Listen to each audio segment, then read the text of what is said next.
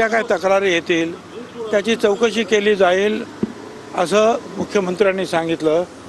आणि कुणबी प्रमाणपत्र किंवा कुठलंही प्रमाणपत्र SC ST कुणबी म्हणजे OBC चुकीचं प्रमाणपत्र देणारा आणि घेणारा हे दोघेही गुन्हेगार आहेत असं मुख्यमंत्र्यांनी सांगितलं आहे। आमच्या नोंदी सापडलेल्या असूनही त्या खोट्या ठरविणार म्हणजे तुम्ही परत त्या OBCच्या येवल्याच्या नेत्याकडून बोलणार आणि मराठ्यावर अन्याय करणार त्या रद्द करून। खऱ्या जरी असले तरी आता खरे असले तरी तुम्हीच रद्द करणार आणि कसे असले तरी तुम्हीच करणार, कारण ओलं उभं तुमचंच जळतंय, कारण सरकार तुमचं आहे ना, त्यामुळे कसं तुम्हीच जळणार। पण तुम्ही हे पण करा ना, ज्या मंडल कमिशननं 14% आरक्षण दिलं आहे त्यांना जे रूल दिले होते त्या रूलनुसार त्यांनी आरक्षण दिलं की नाही ती चौकशी करा आणि त्यांच्यावर कारवाई करा, तेही 14% रद्द करा, त्याच्यावरती पण कारवाई करा, मंडल आयोगावरती सुद्धा कारवाई करा।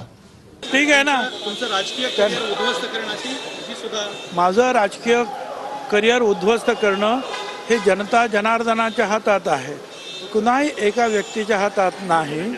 आणि बाकीचं हे तर काय, हे कोण हे कावळ्याच्या शापाने काही गायी मरतात का? कशाला तुम्ही त्रास करतायत? छगन भुजबळने किती विरोध करायचं काम केला, किती जाती एकत्र काम केला तरी मराठ्यांना माझी विनंती आहे, एकाही जातीच्या अंगावर आपण जायचं नाही। हे सगळं छगन भुजबळ करतोय, एकटा दोषी आहे तो।